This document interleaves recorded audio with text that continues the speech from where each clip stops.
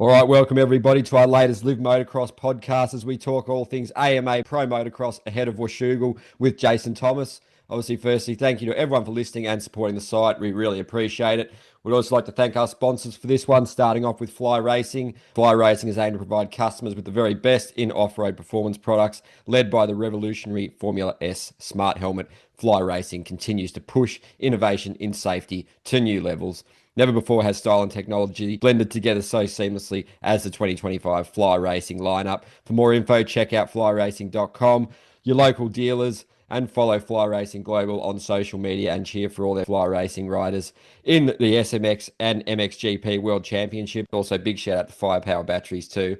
Go check them out online and all their excellent offerings, joining forces with heavy hitters in the industry like Club MX and more. You know, their stuff's absolute quality. So go support both of those excellent brands. And welcome, JT. Obviously, great weekend for Fly as well with Lucas Coonan getting the job done. Particularly amazing in that first moto. His fastest lap time was 4 seconds better than anyone else. So that was just absolutely wild, mate. So you got some exciting stuff happening there. Exciting stuff happening ahead of Washougal this weekend for Fly as well. So how are you? I'm doing pretty well. Yeah, it's a really big weekend for us here stateside, and I will kind of carry this stuff into Europe. We'll have kind of the same launch that'll happen at Lockett and Wammel. So yeah, it's a big few weeks in the world of fly racing, but not my first rodeo. I've been here many times, and kind of excited to kick things off. Yeah, absolutely, mate. Obviously, BT's not joining us for this one, but he should be back next week, and you'll be catching up with him in Lockett next weekend as well. So there's certainly a lot going on in the world of motocross, mate, and it's all shaping up pretty well. You're actually in Portland at the moment for that big race, really prestigious event, one of the bigger races outside of, I guess, national level events, isn't it, mate? So should be in for a bit of fun this weekend. Yeah, it's a fun event tonight. They have this race year round on Thursdays. It's literally called Thursday Night Motocross. And it's pretty popular. It's been going on for a really long time, but this particular weekend is a big one because they get all of the national privateer guys will come race. They put up a really big purse, and yeah, it's a fun one to be a part of. It's a little bit past my bedtime. It's probably my biggest struggle with it, but it is a really cool event, and I think my favorite part is these privateers make some money. You know, the winner will get 3 or 4 grand, and all those guys will leave here with 1,000 or something in their pocket. So it's a pretty cool deal. Yeah, mate. We'll get on to more Washougal in a little bit. We got to sort of touch back on Jeremy Martin. Obviously, it's been pretty well documented, but you obviously know him so well. And like you were saying on the broadcast, you just want to be a fan and maybe just leave the broadcasting duties for a while there because it was just a storybook ending for him, unforgettable in his own backyard there. So the stars aligned. I guess it wasn't really expected probably from the motocross world and probably himself, but what a perfect way to bow out because a lot of guys don't get to do that, do they? Man, honestly, it was incredible. I really had no possible idea that it could go that way. Like that wasn't in my realm of possible endings for J-Mart because it had gone so poorly at the first two. Like the first round, he was not even competitive. I mean, honestly, he was like a 15 to 20th place guy, even with good starts. Like his pace was just nowhere close. Second weekend showed a little more promise. Like I think he was like a 10 to 12th place guy, regardless of where he started. So for him, I know it's his home track. I know he grew up there. I know all those things, but he didn't ride much. He rode 5 times before press day to be able to come out and do the things he did, qualify that well, get both hole shots, and show that much heart in the second moto.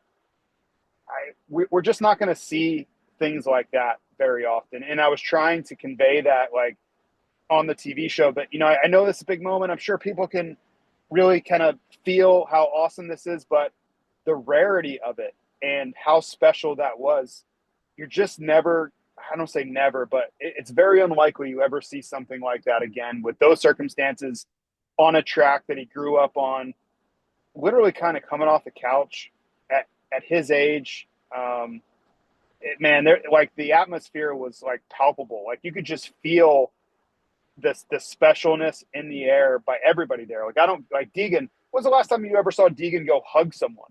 Yeah. Seriously. Like not only did he go show emotion and hug someone, he just hugged someone that beat him. Like that should tell you all you really need to know about how special it was for your competitor to grasp and understand what that means. And Hayden, kind of put himself aside, took himself out of the equation, and made that moment all about Jeremy Martin, which was really cool. Yeah, well said, mate. Probably, yeah, most positive way imaginable he could have ended. He's so universally respected. And you had a really cool interview with him. And, he's obviously battled with the looming end of the motocross career. Like, you've been through it, BT's been through it. It's such a hard thing to do, to transition from being an athlete, pouring everything into it, to doing something, maybe still in racing, but not being an athlete. So looking like that'll give him a bit of confidence to head into the next chapter. And obviously he'll still do some races, but that transition's way easier said than done, isn't it, mate?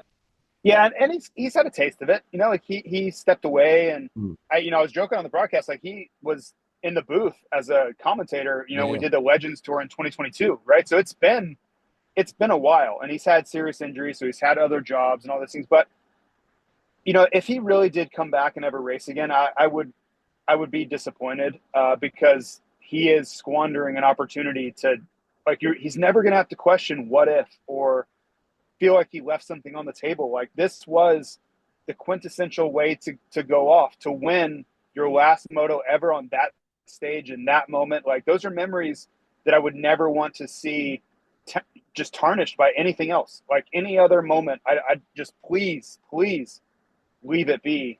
He's done very well for himself. He made a lot of money when he was in his prime. And, the great thing for him is now he gets to transition into this role where they have an extremely successful racetrack. They host a national every year. They are in a series, which is AMA District 23, which is very successful. He can immediately transition to running the racetrack with his brother Alex, and that is going to be a very fruitful, adventure and kind of next step. So he has it all right in front of him. And he's such a nice guy. Like I couldn't be happier for him. This is exactly what a guy of his character deserves. Yeah, mate, it's great to see. Absolutely. You look at a lot of the guys with these health issues at the moment as well. Obviously, he's had his fair share as well, but at the moment, had AP, looks like he's out for a little while there. Anderson's out for the series. That got announced today. Chase had a little week off, Seth dealing with some viruses. There's a lot of fatigue, illness, sort of lingering sickness going on, isn't there, mate? A lot of burnout. So it's really worrying for these blokes, isn't it? And obviously the promoters and the series that these guys are going, into these positions. Obviously there's so much racing, but then you say you shorten the races, but then they'll do the off-season races like Paris Supercross, World Supercross, anything really, mate, Australian Supercross. So it's kind of money over welfare for a lot of these dudes, and that's what you got to do, mate, to keep the career rolling. But obviously the health and well-being of the riders gets called into question. But it's a tough one to tackle, this topic, isn't it, mate? You probably know better than most what the solution is. Is there a solution, or you just got to keep grinding it out? Yeah, it's tough. I don't see us going to less races, and if that's good, bad, and different, it's not for me to decide.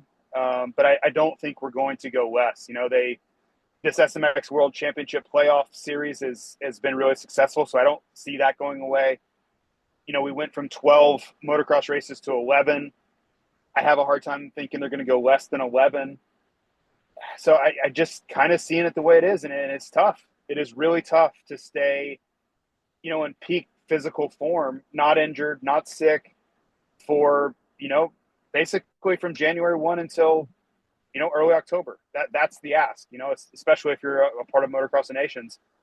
Everybody's going to be sick at some time. Everybody's going to be feeling under the weather. You're going to be dealing with nagging injuries. That's all part of it. Something I dealt with, and I was racing pretty much year round. And it's just what you have to deal with. And, unfortunately, Jason Anderson and AP and now Cooper Webb and a lot of these guys are dealing with what can happen, right? Like the what ifs of so many races, and every time you line up, like the chance of you hurting yourself, or every time you step on an airplane or shake hands with somebody, like it's hard to not get sick traveling around. I'll give you an example. I met just a person that was going to the race. I was at the hotel this morning, and he wanted to shake my hand, and I just gave him a fist bump, and he looked at me like he wasn't real happy about that. I'm like, it's not disrespect. I'm doing everything I can to try to not get sick traveling every single weekend of my life. Like, I'm just constantly washing my hands, not shaking hands, and it sounds silly, but those are the little things that make a difference. And Ryan Dungey was infamous for this. Probably people didn't know why, but he always, always, always wore gloves all the time. If he was walking the track, if he was walking around the pits, anytime he would have his motocross gloves on. And it was because he didn't want to be a jerk by not shaking people's hands, but he also was trying to keep himself from getting sick, just passing germs. As silly as that sounds, something like just getting sick can really derail him. And he's paid millions of dollars to be himself and his best self and to win races. So this is the downside of that is guys get sick. You constantly train, 10 or 11 months out of the year, and you're just never giving your body a chance to rest. Sometimes it just forces you to take a rest. And I think that's what's happening with Anderson and AP is their bodies are just like, okay, fine, you won't rest. Now we're going to have to rest. Like they're just going to, that's basically what happens. Your immune system gets broken down to a place where you get sick with something that you probably shouldn't. So it's been a dynamic in our sport forever. Think about the years of like chronic fatigue in the 90s, Epstein-Barr and the 2000s and 2010s. It's all basically the same thing. The strain and the stress and the wear and tear of such a long and enduring season is the net cause of all of those things. It just may be called something different now, right? And that's exactly what we're seeing with some of these guys.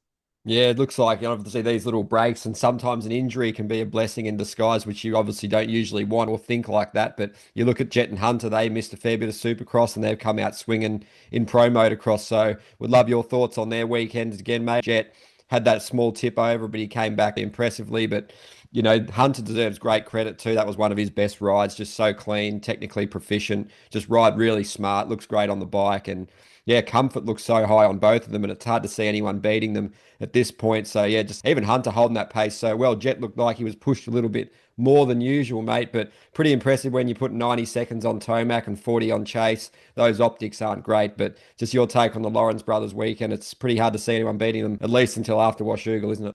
Yeah, I'll be honest with you. I'm more impressed with Hunter's weekend than I am Jet, because Jet is Jet, and maybe it's not fair to him, but I kind of expect Jet to do what he did. Like, we have been conditioned to expect that level of greatness from Jet. So if he's giving us anything less than that, we're kind of like, wait, what's wrong? Why did that happen?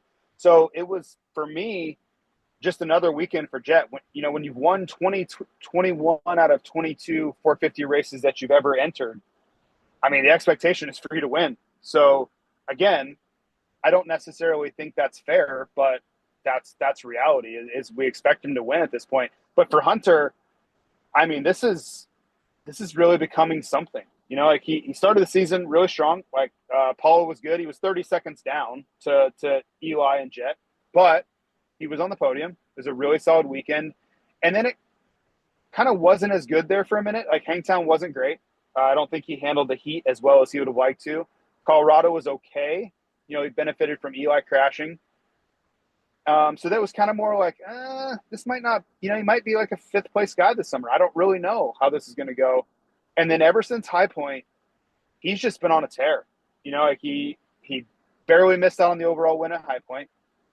Southwick, he really showed, I think, through his actions where he was mentally and physically, just kind of barreling Tomac out of the way. And it's just been more of the same. Like that, to me, if you want to look for some sort of symbolism or like any sort of action that tells the story, that pass on Tomac where he was so aggressive and just rode away from him, that was kind of the signal for what we saw the rest of the series so far. And he's just following through on that. So yes, Jet. I mean, it's always Jet for me, but I have really, really been impressed with Hunter Lawrence, and just for him to be 40 seconds ahead, whatever, maybe it was a little less at the end, but he could have held it. If he wanted to hold on to Jet, he could have, and been 30 seconds ahead of Chase and 70 ahead of Tomac. Like that's saying something. Like that is not something that most humans will ever be able to say that they've done on a motocross bike.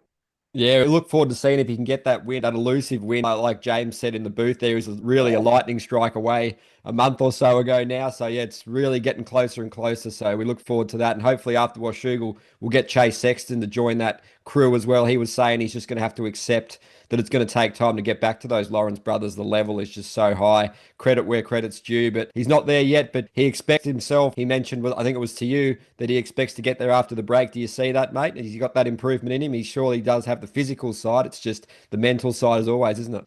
I mean, he certainly can. You know, if he fully commits and he locks himself in, yeah, I think he can. Like, he's the defending champ in this class, and he did that going through Hunter Lawrence, and many of the races last year, he was definitively better than everybody, including Hunter. So I'm absolutely certain that he's capable of it, but it's going to take his, all of him. Like, he can't be a little bit bummed and know he's not going to be at KTM anymore and kind of go through the motions and just show up on the weekends. Like, he's got to be all in. And I think he probably will be, but only he can determine that. He's got to be in it the way he was last summer, show that, incredibly valuable fitness edge at the end of motos, which that's where he did so much damage to Hunter. Like, even Spring Creek a year ago, I watched it last week leading up to the race. Hunter was as good as Chase, or better, for the first half of the moto. And then as soon as Hunter couldn't hold that sprint anymore, Chase got him and pulled away. And that's where Chase's edge was he was so much more fit than everybody, because remember, Jet was out. So it was everyone else but Jet and Tomac. He had this edge where he wasn't panicking. He wasn't super worried. He didn't have this incredible speed edge, but he knew the last 10 minutes he could absolutely take these guys to task. So that's where he has to get back to. That's the level of fitness he has to get back to, because that is his strength. Ever since he's been on the KTM, he has not had a speed edge over these guys. On the Honda, yes. Fastest qualifier, 13 out of 17 rounds in 2023. He was the only guy that could match pace with Jet in 2023 in Pro Motocross. Even though he didn't beat him, he could go with him. So, but on the KTM, he hasn't shown that speed. It was more him wielding this fitness thing that was getting him over the hump. So if you can't go faster than everybody, you have to be fitter than everybody. And only he knows if he's willing to do the work to get back there. Yeah, it's going to be fascinating to follow. And obviously, you mentioned fitness there. There's been a lot of discussion about what are the reasons for Prado's sort of head-scratching weekend. Another one at Spring Creek. Yeah, that drop-off was pretty startling, wasn't it, mate? He must be so angry. You can tell he's frustrated and sort of almost threw in the towel there. And baited pretty badly, got eaten up by, Barsha, Gio, Lacurcio. Definitely wouldn't expect that. So he seems just really defeated at the moment. Definitely not happy. So what do you think happens at Washougal? I guess it'll be probably more of the same. There's not really any signs of huge improvement, even though that second moto was better. Working with Chad Reed can only be beneficial, someone you know so well. But I guess it's a long season still for him. There's still Motocross of Nations. There's still SMX. So you're hearing things like his agents calling MXGP teams during the craziness that's going over there. So your take on all things Prado, mate? Well, it was kind of a tale of two motos at Spring Creek. The first one, for lack of a better phrase, he quit. I know he finished the moto, but as far as like all in effort and him being engaged in the moto and applying himself in the world-class rider that he is, he quit. I watched it firsthand. I was watching him all the way around the track, and the telltale signs are impossible to confuse. Like, it's so easy to see. Is he sits up, like his body positioning changes. He was taking his hand off the bars, kind of messing with his helmet. He actually blocked Roost with his hand one time. Like, took his hand off the bar and blocked Roost with it one time. Like, and I'm sure the amount of frustration that it takes for him to get to that point is immense. It's been going on for a long time, like all summer. So I'm sure he just, in that moment, had enough. And as a racer, we've all been there. We've all had those moments where you just can't take anymore. And you basically just say, you know what? I'm waving the white flag here. I'm just going to ride this thing in. And I've done it. I know most people have done it. You could say Eli Tomac's doing it right now. The second moto, though, I will give him credit because he fought. He fought back. He didn't let one horrible moto turn into a completely useless day. And I don't know if it was, his own grit or if it was Chad Reed saying, hey, man, that's not going to cut it. Like, we're all here trying to help you. You can't just quit. Or if somebody at Cowie, Oscar, I don't know. I don't, have anyone to point to. It could have just been himself telling himself, like, we're not going out like this, But there was a noticeable difference, which is the important part. And I think that's just what it's going to have to be for him.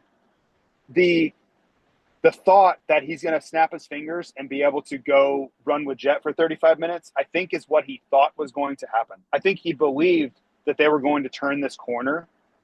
And I just don't see that happening this summer. Like, Jet is simply just getting better. Like, he's getting better right now. And Jorge's, I mean, Redbud was a little better for 15 minutes, but then he was so tired at the end.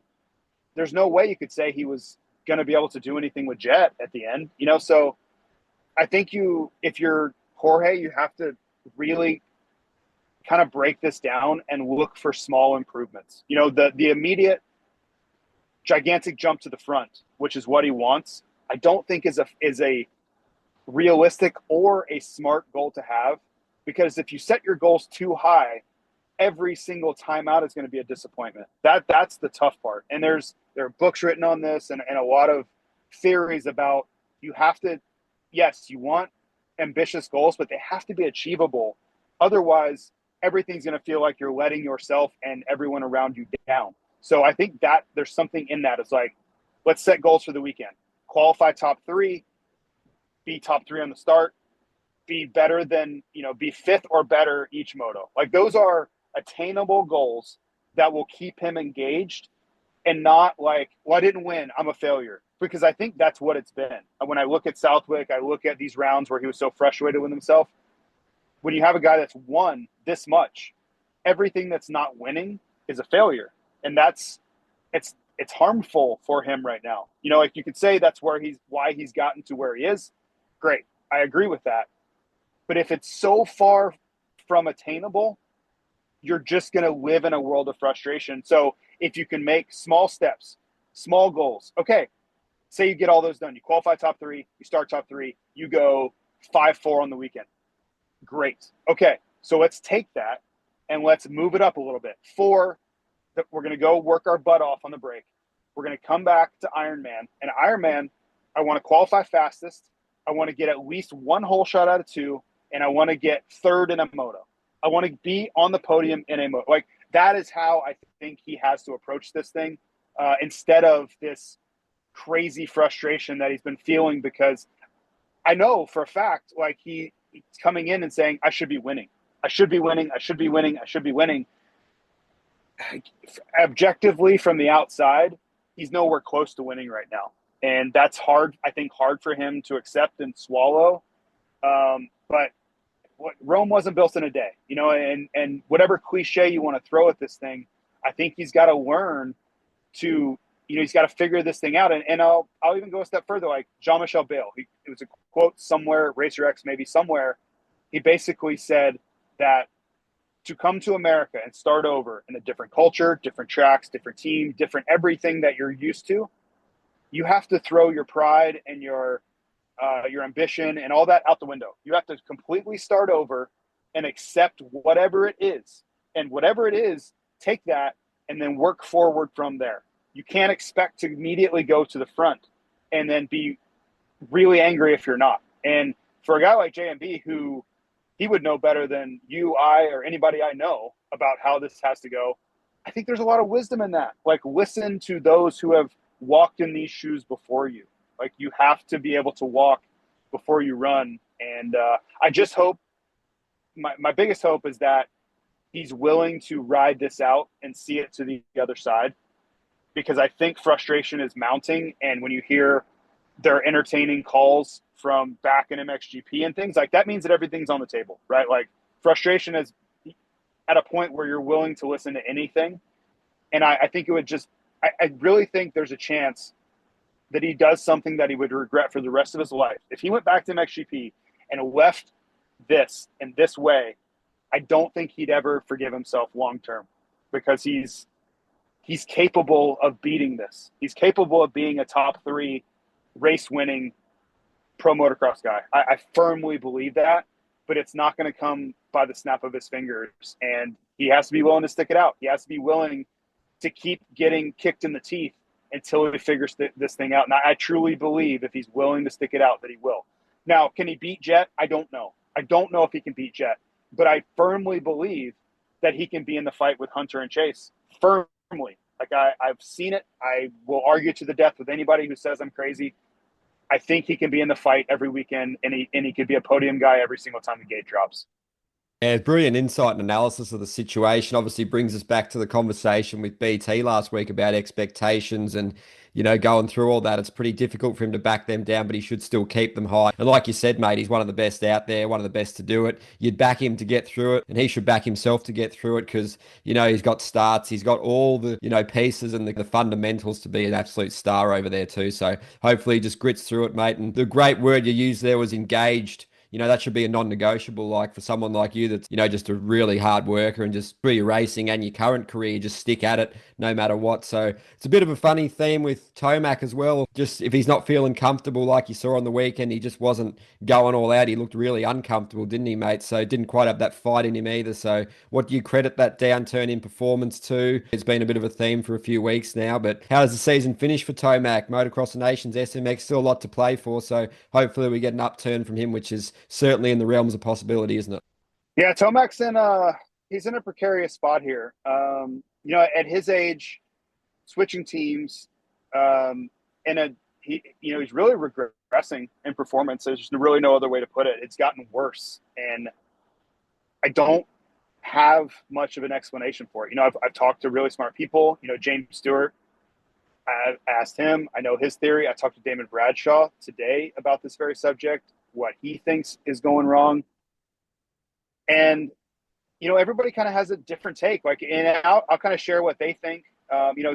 Stewart basically will tell you that once he realized that he couldn't beat Jet and the championship was off the table, that he's lost interest, basically. Him having that edge, right, to be on the very edge of his ability, like he showed us at Paula and Colorado, where he's taking chances and literally crashing trying to catch Jet. He's not there. He's not engaged. His heart's not in it because he doesn't believe he can win. That's James's take, and he's very confident in it. Now, I talked to Damon Bradshaw today, and Bradshaw's like, I just don't buy that because he has too much pride. Like, for him to go out there and just ride around in ninth, there's no way that he could just swallow that and not at some point be like, you know what? To hell with this. I don't care. I'm going to try to win races, like piss on it. And Damon's like, every time a guy like that who's won that much lines up, their goal is to win. If the championship's out, great. I'm going to go try to win motos and win races. Like, that is who they are as people. Like, it's not even about as a racer. That's who they are down to their core as a human.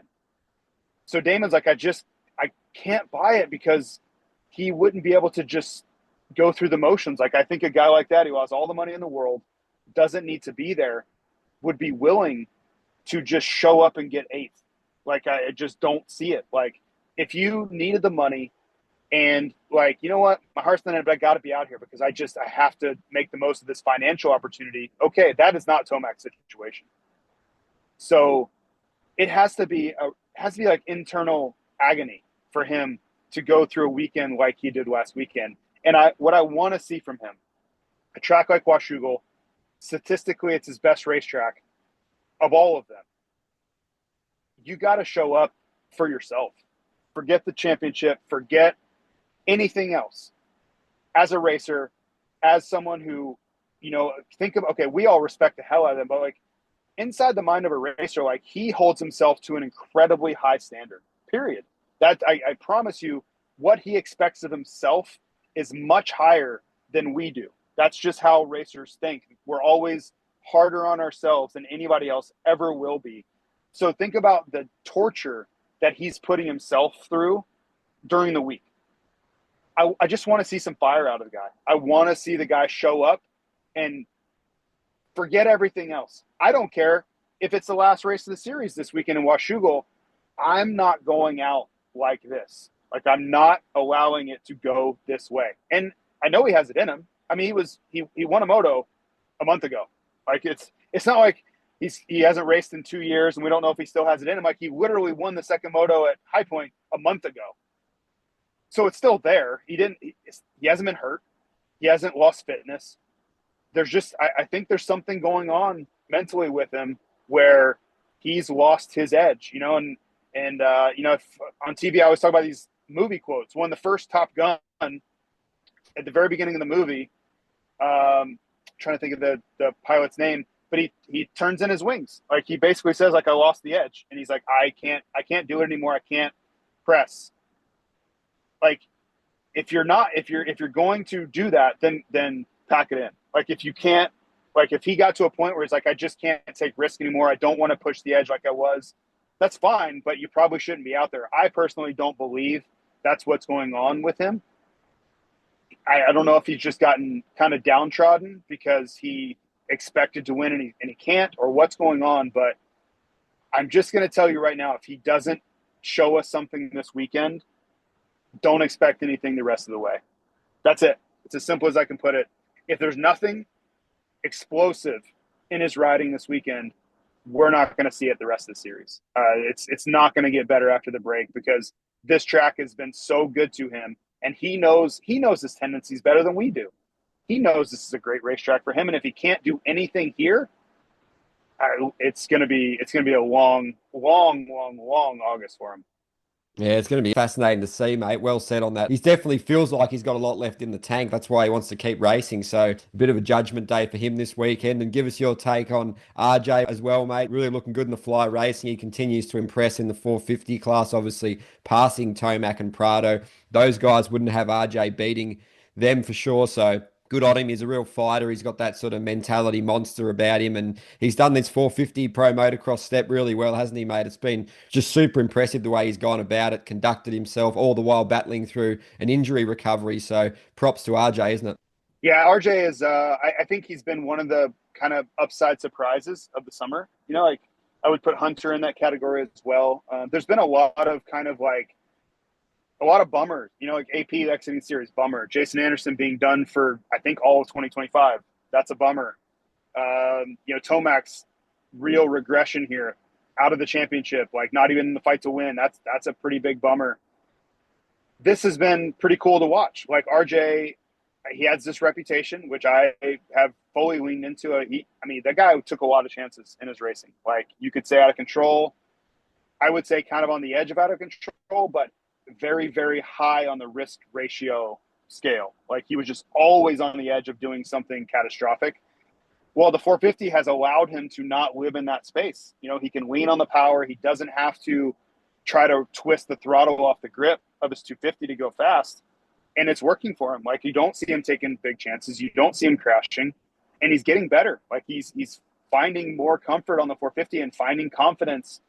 And, you know, like, let's look at his last motos. It was, what has he gone? He went 8-4, 3-6, 4-4 over the last 6 motos. Like, that's pretty damn good. Like, he has been a top 5 mainstay over the last 3 rounds. So kudos to him. Like, he's taken advantage of AP struggles and Tomac's regression, all these things. And, you know, I talk about it all the time.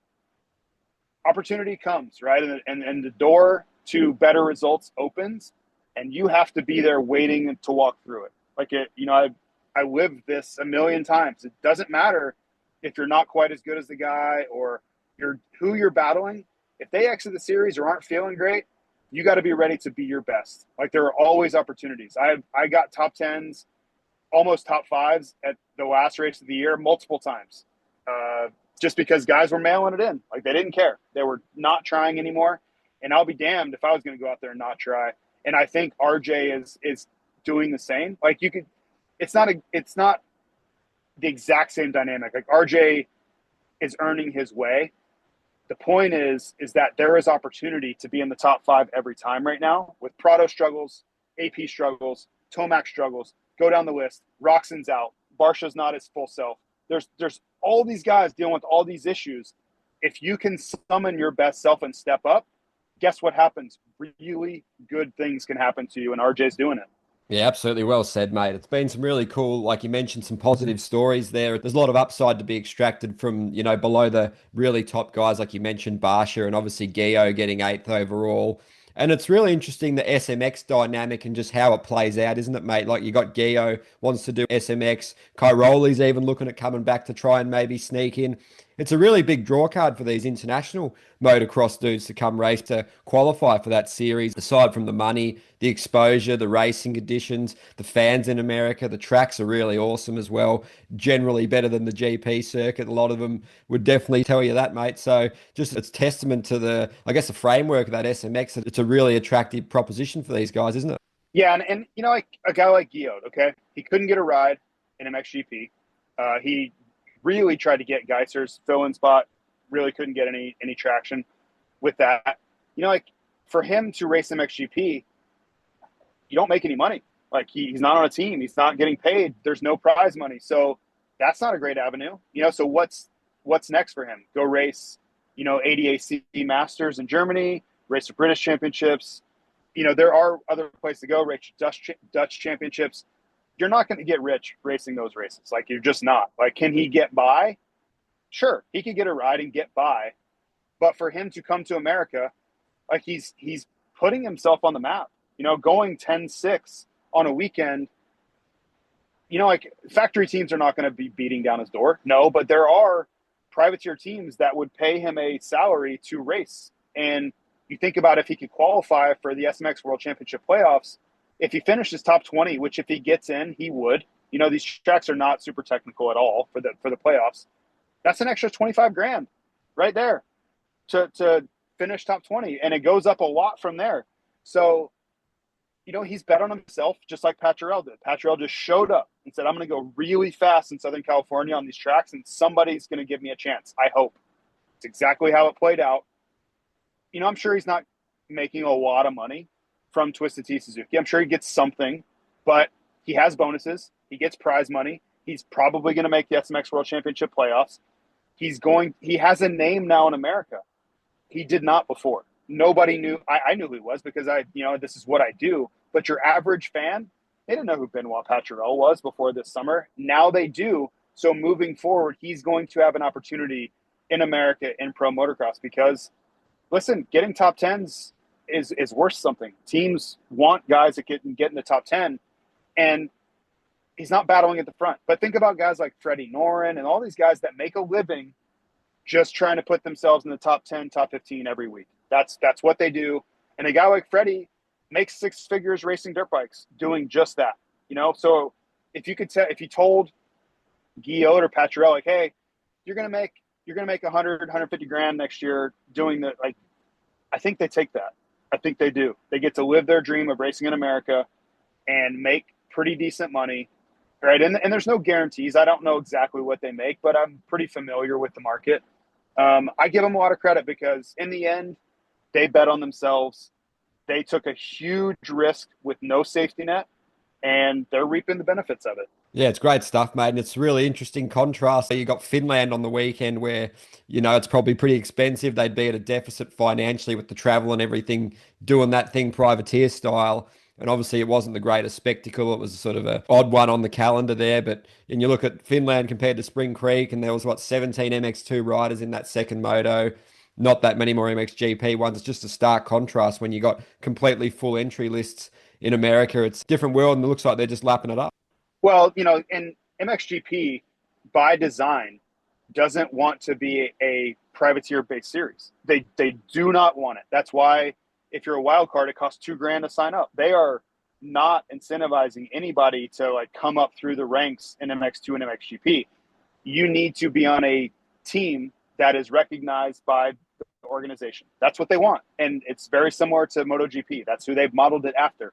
There's nothing wrong with it. It just is what it is. They want it to be the elite racing series in the world for motocross. I completely understand it. It's just very difficult for really talented guys that are on the outside looking in team-wise to make it work. That's the downside of it. I would have been in this very boat. That's why I raced all around the world all the time, was to maximize my income. But they're not bashful of this fact. Like, they're not trying to hide the fact that they want it to be this way. They've designed it this way on purpose. They want it to be the best of the best and look like Formula One, look like MotoGP.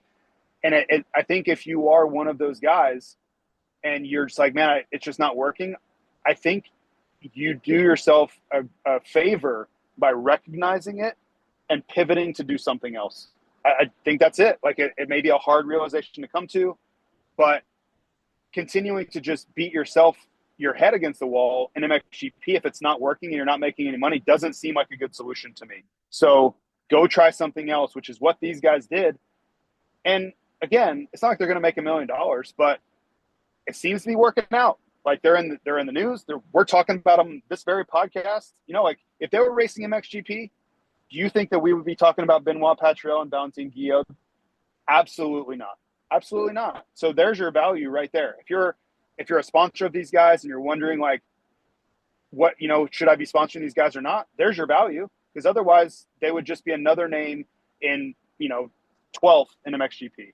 Yeah, it's really good stuff, mate. It's a great viewpoint. Obviously, you commentate on both series, work on the TV, so you've got a very good broad viewpoint, as well as, people like BT and Lewis in the industry that cover both, Adam Wheeler. So interesting. And obviously, lastly, MXGP silly season, mate. Been brewing for a while, these deals, and they've finally been sort of released to the public in some, silly season style news. But yeah, guys, it looks like he's off to Yamaha to be a teammate with Renault, which will be a pretty intriguing dynamic. And Vial and Hurlings to HRC sounds like that's pretty much done. So big shift there, mate. Obviously, the other pieces will fall into place now. That's what was been waiting on for so long, but it's fascinating. MXGP in 2026 will be epic, won't it? It sure is, man. It's going to be a fascinating, and we're not done. Like we still have some I think chips to fall, some things moving around. But yeah, the Vial thing seems to kind of be happening. I don't think, I think he really needed to start winning races and force KTM's hand. Like if he wanted them to have to act, I think he had to go out and just start winning and start beating Deegan to where they're like, man, we can't let this guy go. Like we got to figure out a way, because he's going to be one of the guys soon. Like we're losing Sexton. Eli's coming in. Eli's not looking so hot. So we can't lose out on this young talent. Well, Vial's kind of doing the opposite of that. He's not even racing anymore because he hurt himself at Spring Creek. So I think Vial now has to say, well, I have this amazing opportunity to go be at Honda, where Honda can build around me for the future. So I kind of get it. Like, it's very different than I see the Prado situation, where I think Vial, this is the best course of action he could possibly take, is to go compete for championships and be Honda's #1 guy in Europe for the foreseeable future. That is a great pathway for Tom Vial's talent, not Jorge Prado's talent, Tom Vial's talent to do, because Prado's already been there, done it. He's already proven he can win. Vial, in my opinion, is not going to be a top 450 Supercross or Pro Motocross guy anytime soon. I do not believe that is reality. And I would go a step further. And when you practice with a guy like Chase Sexton regularly, you are a witness to what the level is. And I think Tom looks at it and goes, I can't even come close to that guy. Like, he is miles better than me. And I would say he is miles better than Tom Vial. That's not a very attractive dynamic to walk into. It's like, hey, I got to go race him now. It's not great. So this other option for a lot of money and a really bright long-term future in Europe makes a lot of sense for Tom Vial. The Yamaha thing with Geiser, to me, was kind of, opportunity for Yamaha, meeting, a weird situation with Geiser and Honda. Yamaha is nowhere right now. Like they need this badly. Renault was to be the guy, and I'm not saying he can't be, but he can't stay healthy either. So, the most valuable ability anybody can have is availability, and Maxime Renault is not giving Yamaha that. So I think Yamaha had to make a move. It's you don't want to say they're desperate, because whatever, it's not like their future depends on winning, but I'm sure that some people there, Alex Kowalski and Torsten, these guys I know pretty well, I'm sure they felt some pressure here to get something going, because it's not working. Their MX2 program's not working. Benestant hasn't been the guy they wanted him to be. MXGP is not going the way they wanted it to go. And then you get this carrot dangled in front of you of the defending world champion, who is immediately going to be a factor to win races and titles. Immediately, from the day he walks in the door. I think you do exactly what they did and tell him we'll do whatever it takes. Like, that's what I would do.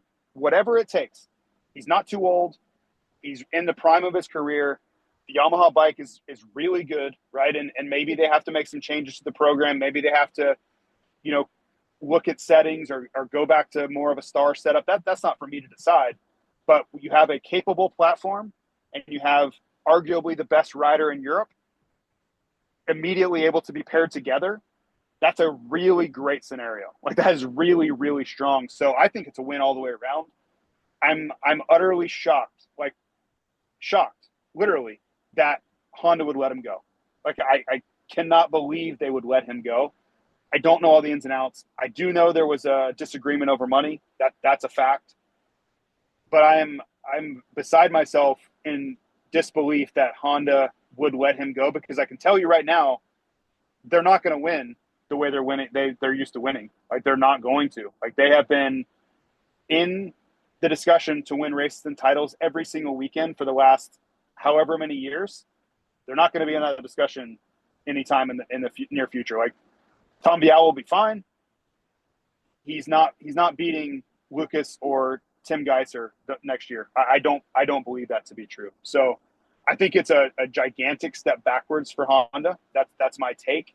But I don't know. Do we know where Jeffrey Hurlings is going to end up? That's another part of the. A lot of the talk is Honda as well.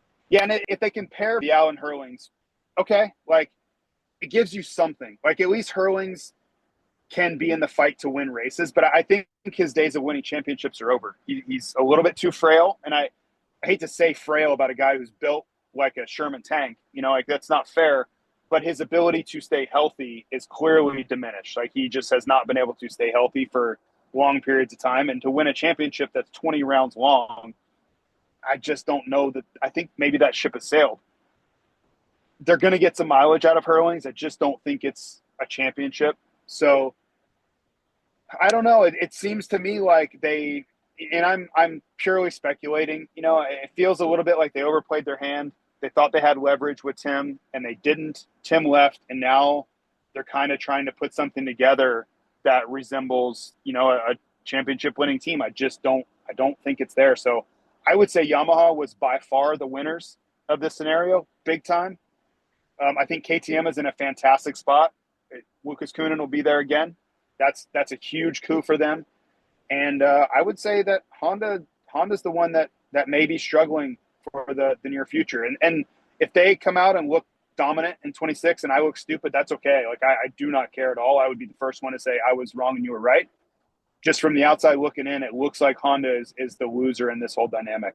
Oh, it'll be fascinating to play out, mate. And during the break in the American season, we'll definitely tuck into some more of that silly season. And just any final thoughts before we go, mate? Track at Washougal, the Shadows, the Roost, it throws up some pretty high-speed sections too, so it should be an entertaining weekend again. And anything you want to mention on the new fly launches? You know all about this stuff, mate. Exciting times ahead. You've been seeing it all in the gear industry, but you must be stoked with the current position in the market and in the racing with fly racing. So keep up the good work, mate, you and the crew. Yeah, thanks, man. And the last thing I want to say, I just thought of it. This Honda thing with Geiser so eerily reminds me of when they wouldn't give Carmichael the money in 2004. This is what it feels like to me. And they had to watch their guy that they raised from nothing. Well, I'd say raised from nothing. They signed him, and he was their guy. Go race for someone else and absolutely demolish everybody. That's what I feel like is going to happen. That's what I think Honda is going to have to watch for the next few years and kick themselves over and over and over for not just getting the deal done. So anyway, we'll see how that goes, but I could very much see 2004 Honda playing out over again. But yeah, Washougal, man, Washougal's funny because I think most people look at it and they're like, that place is awesome. Holy cow, it's incredible. I would love to race there. No, you wouldn't. No, you wouldn't, man. I would say if you want to come, maybe ride a practice day, come to the National and drink a few beers and scream alongside the fence, do that. By all means, do that. But for the pro guys, Washougal is not that popular. It's really slippery. It's really fast. And the shadows are impossible to see through. It's not very much fun. It's just one of those tracks where you're constantly kind of being careful and on edge for what can go wrong. And it's fine. Like, as a pro racer, you're used to risk like that. That's just what you deal with on a daily basis is outsized risk, whether it's practicing or racing or all the time. You're taking risk. This one just feels like it has a little bit more than most. The track can catch you out. You're constantly pushing the front tire. You go drop into the tree section before the finish line. You can't see anything, like, at all. And it's not like you can come to a stop. Like, you just have to look way ahead and try to get your eyes to transition as fast as possible to the darkness. But it's a tricky race, man. I love it now that I don't have to race it. It was always one where you kind of were like going in with a little bit more hesitation than you would some of the other rounds. So it will be a great weekend. The weather's going to be fantastic. For my worries, it's going to be an awesome weekend. Like, I love this race. I just think it's one of the things that riders don't talk about a whole lot, but it's a sketchy race for all the guys. You know, Glen Helen was a little bit that way for different reasons, but there are some weekends where guys are like, hell yes, this track is awesome. Redbud, Spring Creek, Budds Creek, all those. There are others where the guys are just like, I got to be a little careful this weekend. Like, I can't just go reckless abandon, or this track will hurt me. Washougal is that type of way. So it's a big weekend for fly racing. You know, this Washougal National means a lot. We're located in the Pacific Northwest as well, and just ready to kick things off. Which I'm at a race right now. I feel like every day of my life is doing something with racing, and tonight will be no different. And you're off to Europe next week for Lockett and Lommel as well, mate. Yep. Yeah, no rest for the weary, mate. I'm headed to the Czech Republic on Wednesday, and I will be in the EU for like 12 days, which I'm actually really looking forward to it. I'm going to try to not work every single day, but I'm gonna enjoy it. I really like going over there with kind of no agenda. I'm going to follow the Coonans around. Maybe I'll see where Simon ends up riding, but I just want to go watch those guys in their environment and watch their routine and learn more about their daily habits and how they prepare for the racing. I'm extremely up to speed on how kind of the American guys do it, but these young superstars, like, they are the future. Coonan brothers, Langenfelder, whoever else I'll get to watch, you know, midweek at these sand tracks, they're the future of this sport. And it's a privilege for me to get to go over and witness stuff like that. Oh, well said, mate. You're absolutely crushing it. And yeah, have a great weekend and a safe trip. And I'm sure we'll catch up next week. And yeah, make sure you go check out Fly Racing and Firepower and all their riders. Follow all that stuff. It's been awesome. So thanks again, JT. Have another blast in Washougal, mate. And we'll catch up soon. Thanks, mate. No worries, mate. Have a good one.